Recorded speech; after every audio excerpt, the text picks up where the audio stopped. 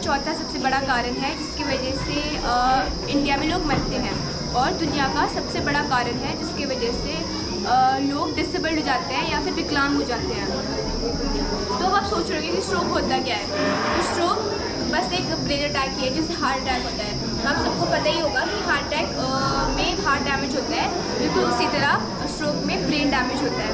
तो ये होता कैसे है कि जो आर्टरीज होती है हमारी, जो खून को जाती है दिमाग तक, वो किन्हीं कारणों की वजह से ब्लॉक हो जाती है, जिसकी वजह से जो खून है वो आगे नहीं बढ़ पाता।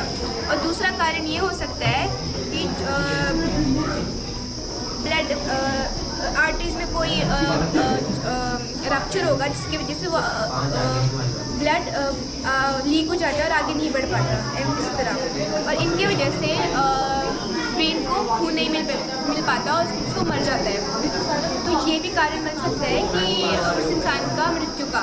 और अगर मान लो कि वो स्ट्रोक पेशेंट बच गया स्ट्रोक से, फिर भी उसकी लाइफ टाइम पे उसको टेम्परेरी या फिर परमानेंट डिसेबिलिटीज़ का सामना करना पड़ेगा और नॉर्मल लाइफ नहीं जी पाएगा। इसलिए बहुत ज़रूरी है कि हम अगर हमारे सामने किसी को स्ट्रोक आ रहा है उसकी हेल्प करें। तो आज हम आपको बताएंगे, अगर आपके सामने किसी को स्ट्रोक आ रहा हो तो उसको पहचानते कैसे हैं और उस समय करना क्या चाहिए हमें, ताकि उस इंसान की लाइफ बच सके। स्ट्रोक की कोई प्राथमिक चिकित्सा यानी कि फर्स्ट एड नहीं होगी, तो सबसे ज़्यादा ज़रूरी है कि हम उन लक्षणों को पता करें और उस व्यक्ति को जल्द से जल्द हॉस्पिटल पहुंचाएं। अब स्ट्रोक के लक्षणों को पता करने के लिए हम एक शब्द का प्रयोग करते हैं जो कि है बी फास्ट। इसमें हर एक अक्षर का एक अर्थ होता है जो कि स्ट्रोक का एक सिम्टम है। तो पहला हो गया बी यानी कि बैलेंस। तो अगर किसी व्यक्ति को स्ट्रोक आ रहा है तो उसका संतुलन खराब हो जाएगा और ढंग से चल फिर नहीं पाएगा। ई से होती हैं आइज़। तो अगर किसी व्यक्ति को स्ट्रोक आ रहा है तो वो ढंग से देख नहीं पाएगा। एफ से होता है फेस। तो अगर किसी व्यक्ति को स्ट्रोक आ रहा है तो उसके चेहरे की एक तरफ नीचे गिरने लग जाएगी, जैसे यहाँ। फिर ए से होते हैं आर्म्स। तो अगर किसी व्यक्ति को स्ट्रोक आ रहा है तो उसकी एक बाजू कमज़ोर पड़ जाएगी और वो उसे ऊपर नहीं उठा पाएगा। एस से होती है स्पीच। तो अगर किसी व्यक्ति को स्ट्रोक आ रहा है तो ढंग से बोल नहीं पाएगा। और टी से होता है टाइम, जो कि है सबसे ज़रूरी। अगर आपको ये सारे लक्षण किसी व्यक्ति में दिखें तो आपको उसे जल्द से जल्द हॉस्पिटल पहुँचाना है। अब पृथ्वी आपको बताएगा कि अगर किसी को स्ट्रोक आ रहा है तो हमें क्या करना चाहिए। जैसे सार्थक ने आपको स्ट्रोक के लक्षण यानी बी फास्ट बताया है, तो सबसे पहले आपको व्यक्ति को देखना है और लक्षण देखने के लिए स्ट्रोक क्या है। अगर व्यक्ति को स्ट्रोक के लक्षण है तो सबसे पहले व्यक्ति को आपको ज़मीन पर लेटाना है और आपको जो व्यक्ति का सिर है वो अपने हाथों से भी या फिर किसी कपड़े से भी दिखा सकते हैं। और व्यक्ति को लेटाने के बाद आपको 108 यानी एम्बुलेंस को जल्द से जल्द कॉल करना है। उसके बाद हमारे पास 3 परिस्थितियाँ आती है। सबसे पहले कि व्यक्ति होश में है, सांस ले रहा है, उसकी पल्स भी चढ़ रही है, तो आपने पल्स और ब्रीथिंग ऐसे चेक करनी है कि आपने अपनी 2 उंगलियाँ लेनी है, इसके नाक के पास लगानी है, इससे पता चलेगा कि सांस ले रहा है फिर नहीं। और इसकी छाती भी देखनी है कि ऊपर नीचे हो रही है। और पल्स आपने ऐसे चेक करनी है, इसका सिर पीछे कीजिए और फिर अपनी उंगलियाँ लिए इसके गले के पास रखिए, इससे पता चलेगा ये पल्स चल भी रही है या फिर नहीं। और इस सब के बाद अगर व्यक्ति ने कोई कसे हुए कपड़े पहने, जैसे कि व्यक्ति ने टाई पहनी है और एक टाइट शर्ट भी पहनी, तो हम इसे लूज़ कर देंगे, इससे आरामदायक महसूस कर सकें। अगर व्यक्ति को ठंड लग रही है तो उसे गर्म कपड़े दीजिए, जिससे वो गर्म महसूस कर सके। जैसे सार्थक ने आपको पहले बताया कि स्ट्रोक में जो शरीर है वो पैरालाइज हो जाता है, जिस वजह से जो मुँह के मसल है वो और बाकी मसल वो ढंग से काम नहीं करेंगे, और जिस वजह से अगर आप खाने पीने को रोके गले में अटक सकता है और व्यक्ति मर भी सकता है। दूसरी परिस्थिति में व्यक्ति सांस ले रहा है, पल्स भी चढ़ रही है, पर वो होश में नहीं है, तो आपको ऐसा करना है कि आपको व्यक्ति का एक हाथ लेना है और गर्दन के पास रख देना है और दूसरे हाथ को इस तरह से रख देना है। फिर आपको व्यक्ति को इस तरह से मोड़ देना है कि अगर व्यक्ति के मुंह में कुछ है तो बाहर आ जाए, वो गले में ना अटके।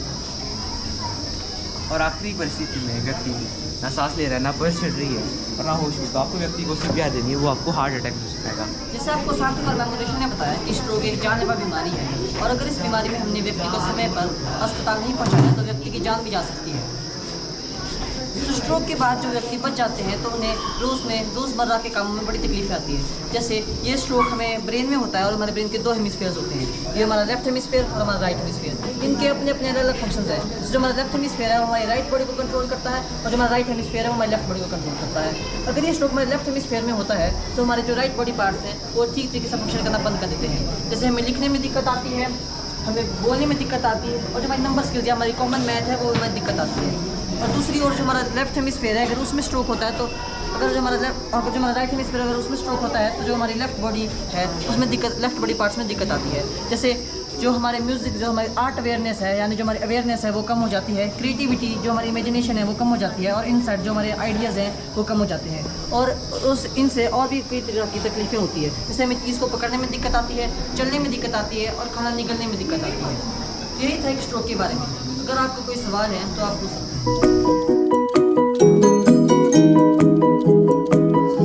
के माध्यम से तो जैसे आपने देखा एक व्यक्ति बेहोश हो गया है तो आमतौर पे हम क्या करते हैं, उसके ऊपर पानी फेंकते हैं, हम घबरा जाते हैं। ऐसा हमें बिल्कुल भी नहीं करना है। तो अब आप सोचेंगे कि बेहोशी है क्या, तो बेहोशी में हम अपनी चेतना को बैठेंगे। अगर आपके आसपास कोई व्यक्ति बेहोश हो जाए या आपके परिवार का कोई बेहोश हो जाए तो हमें क्या करना चाहिए, आइए जानते हैं। मेरा नाम देवांश है। आज मैं आपको बताऊंगा अगर कोई व्यक्ति आपके सामने बेहोश हो जाता है तो आपको क्या करना चाहिए। सबसे पहले तो अगर कोई व्यक्ति किसी ऊंची वस्तु पर बेहोश हो जाता है तो हमें उसे सावधानी से उठाकर ज़मीन पर सीधा लेटा देना है। फिर उसके पश्चात हमें क्या करना है, जो व्यक्ति है उसकी छाती पर हाथ रखिए, हमें महसूस करना है कि क्या उसकी छाती ऊपर नीचे जा रही है या नहीं। तो हाँ, जैसा इस व्यक्ति की छाती जो है ऊपर नीचे जा रही है तो इसके बाद हमें जो व्यक्ति की जो है सांसों की जांच करनी है। तो इस व्यक्ति की सांसें भी चल रही है। अब हमें क्या करना है, हमें व्यक्ति की नाड़ी की जांच करनी है। तो सबसे पहले हमें अपना हाथ ऊंचा उठा लेना है और अपने अंगूठे को पकड़ लेना है। फिर उसके बाद हमें थोड़ा नीचे आने पर अपनी कलाई पर एक रबड़ जैसी कुछ चीज़ महसूस होगी। इसे हम अंग्रेज़ी में टेंडन कहते हैं। अब इसके बाहरी स्तर पर हमें थोड़ा ज़ोर से दबा देना है तो आपको आपकी जो है धड़कनें जो है महसूस होगी। फिर इसके बाद हमें क्या करना है, अगर आपको आपकी बाजू में नाड़ी नहीं मिल रही तो आपको यहाँ व्यक्ति की जो गले में उसके वोकल कॉर्ड से थोड़ा सा ऊपर दबा देना है तो आपको व्यक्ति की जो नाड़ी है यहाँ भी मिल जाएगी। फिर इसके पश्चात अगर व्यक्ति ने टाइट कपड़े पहने हैं, जैसे कि इस व्यक्ति के जो है कॉलर और टाई, इसने कॉलर और टाई पहनी है, तो हमें इसे थोड़ा सा ढीला कर देना है जिससे कि व्यक्ति को जो है राहत की सांस मिल पाए। फिर इसके पश्चात अगर व्यक्ति की नाड़ी और व्यक्ति की सांसें दोनों चल रही है तो हमें रिकवरी पोजीशन 1 की ओर बढ़ना है। तो आज मैं आपको बताऊंगा कि रिकवरी पोजीशन है क्या। रिकवरी पोजीशन यानी कि पुनर्प्राप्ति स्थिति एक महत्वपूर्ण प्राथमिक चिकित्सा है जिसका उपयोग हम तब करते हैं जब कोई व्यक्ति बेहोश हो जाता है। इसका मूल उद्देश्य यह है कि जो व्यक्ति बेहोश है उसका वायु मार्ग सुरक्षित रहे तथा वह चोकिंग से बचा रहे। तो आइए अब मैं आपको बताऊंगा कि रिकवरी पोजीशन 1 में क्या करते हैं। सबसे पहले तो हमें जो बेहोश व्यक्ति है उसकी टांगें 1 से 2 फीट की ऊंचाई पर उठा देनी है। ऐसा हम किसी भी स्टूल की मदद से कर सकते हैं, और अगर आप अपने घर में हैं तो आप तकियों की मदद से भी कर सकते हैं। अगर आप अपने घर से बाहर हैं तो आप अपने कंधों की मदद से भी बेहोश व्यक्ति की टांगें ऊंची कर सकते हैं। इससे कि क्या होगा, जो व्यक्ति का रक्त का प्रवाह है वह उसके मस्तिष्क तथा उसकी हृदय की ओर बढ़ेगा, और अगर व्यक्ति के मस्तिष्क में रक्त तथा ऑक्सीजन की कमी से उसे बेहोशी आई है तो व्यक्ति होश में आ सकता है। हमें इस रिकवरी पोजीशन में बेहोश व्यक्ति को 1 से 2 मिनट तक रखना है, और अगर व्यक्ति को होश नहीं आता है तो हमें रिकवरी पोजीशन 2 की ओर बढ़ना है। तो अब मेरा मित्र मेहुल आपको बताएगा कि रिकवरी पोजीशन 2 में हम क्या करते हैं। जिस प्रकार रिकवरी पोजीशन 1 का व्यक्ति पर कोई भी प्रभाव नहीं पड़ा और व्यक्ति अभी भी अचेत पड़ा है, आपको व्यक्ति की नाड़ी और श्वासों की एक बारी दोबारा से जांच करनी है। अगर व्यक्ति की श्वास और नाड़ी चल रही हो तो आपको रिकवरी पोजीशन 2 पर जाना है। तो आइए, यहाँ जो भी चरण मैं करूँगा उसका कोई ना कोई मूल कारण है जिसे मैं आपको अंत में बताऊँगा। सबसे पहले आपको व्यक्ति की बाईं बाजू 90 डिग्री में करनी है और दूसरी बाजू को व्यक्ति के मुख और गर्दन के साथ रखना है। उसके पश्चात व्यक्ति की टांग आपको 90 डिग्री में करनी है और व्यक्ति को आराम से आपको मोड़ना है। अब मैं आपको बताऊंगा कि ये जो भी मैंने करा है इसका क्या कारण है। सबसे पहले मैंने व्यक्ति का हाथ या बाजू और टांग को 90 डिग्री में करा है ताकि व्यक्ति को मोड़ने पर वह पलटे ना। साथ ही साथ मैंने उसकी दूसरी बाजू को उसके मुख और गर्दन के साथ रखा है ताकि जब व्यक्ति अचेत पड़ा हो तब उसकी मांसपेशी, कोई भी मांसपेशियाँ नहीं चलती और व्यक्ति का मुंह लटके ना, इस कारण उसको सहारा देने के लिए यह बाजू रखी गई है। साथ ही साथ व्यक्ति को इसलिए लेटाया गया है ताकि व्यक्ति की एक महत्वपूर्ण मांसपेशी जीव बाहर लटक जाए और वह वायु मार्ग को ना आए, और साथ ही साथ अगर व्यक्ति को उल्टी करनी हो तो वह भी बाहर करे और व्यक्ति चोक ना हो। अब इसके पश्चात आपको 2 से 3 मिनट तक रुकना है। अगर व्यक्ति फिर भी अचेत पड़ा हो तो आपको नज़दीकी अस्पताल से संपर्क करना है। अब आपको तमन्ना बताएगी कि बेहोशी में क्या ना करें। तो जैसे कि आपने रिकवरी पोजीशन देखी, तो मैं आपको बताऊंगी कि आपको बेहोशी के समय क्या नहीं करना चाहिए। तो सबसे पहले तो ज़्यादातर लोग जो है व्यक्ति के ऊपर पानी छिड़कते हैं, जो कि हमें नहीं छिड़कना होता, क्योंकि उससे कुछ नहीं होता, उससे केवल व्यक्ति को ठंडक पहुंचती है।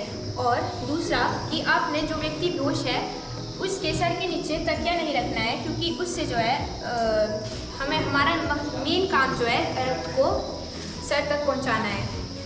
तो अगर हम तकिया रखेंगे तो रक्त का बहाव अच्छे से नहीं जा पाएगा, जिससे कि व्यक्ति नॉर्मल नहीं हो पाएगा। और तीसरा है कि जो व्यक्ति बेहोश है हमें उसके ऊपर चिल्लाना नहीं है, क्योंकि उसकी हार्ट रेट कम हो सकती है और उसके मसल्स काम करना बंद कर सकते हैं। और चौथा है कि जो व्यक्ति बेहोश है उसके आने पर हमें भीड़ इकट्ठा नहीं करनी है, क्योंकि उससे जो है एयर जो है अच्छे से वेंटिलेट नहीं हो पाएगी। पांचवें, हमें व्यक्ति को कुछ भी खाने पीने को नहीं देना है, क्योंकि जब व्यक्ति बेहोश होता है तो उसके मसल्स काम नहीं कर रहे होते, जिससे कि व्यक्ति चोक कर सकता है। तो ये बेहोशी के कुछ आम कारण हैं। सबसे पहला कारण है low blood pressure. Low blood pressure का मतलब होता है हमारे मस्तिष्क तक खून की कमी। हमारा रक्त मस्तिष्क तक ऑक्सीजन पहुंचाता है, और अगर हमारे मस्तिष्क को कम ऑक्सीजन मिलेगी तो हम बेहोश हो सकते हैं। दूसरा कारण है लो ब्लड शुगर। शुगर में ग्लूकोज होती है, जो कि हमारे शरीर का मुख्य ऊर्जा स्रोत है। अगर हमारे मस्तिष्क को कम ऊर्जा मिलेगी तो हम बेहोश हो सकते हैं। तीसरा कारण मेडिसिन और इलनेस। अगर कोई आदमी बीमार है और वो उसके लिए दवाई खाता है तो दवाई के दुष्प्रभाव से भी वो बेहोश हो सकता है। चौथा कारण है फटीग। फटीग का मतलब होता है बहुत ज़्यादा थक जाना। आदमी बहुत ज़्यादा थकने की वजह से भी बेहोश हो सकता है। पांचवा कारण है डिहाइड्रेशन। डिहाइड्रेशन का मतलब होता है शरीर में पानी की कमी। जैसा कि आपको पता है रक्त एक तरल पदार्थ है, वो पानी से बना होता है। अगर हमारे शरीर में पानी की कमी होगी तो हमारे शरीर में रक्त की मात्रा भी घट जाएगी। पांचवा कारण है स्टैंडिंग। अगर हम ज़्यादा देर तक खड़े रहते हैं तो हमारे पैर से मस्तिष्क तक खून का आने में कठिनाई होती है और हम बेहोश हो सकते हैं। आखिरी कारण है इमोशनल स्ट्रेस। इमोशनल स्ट्रेस का मतलब होता है चिंता। अगर आप ज़्यादा चिंता करेंगे तो आपके गले में एक वेगस नर्व होती है, जो कि ज़्यादा उपयोग में लाई जाती है। वो डायरेक्टली हमारे हार्ट रेट से जुड़ी होती है। अगर उसका ज़्यादा उपयोग हो जाए तो हमारा हार्ट रेट गिर सकता है और हम बेहोश हो सकते हैं।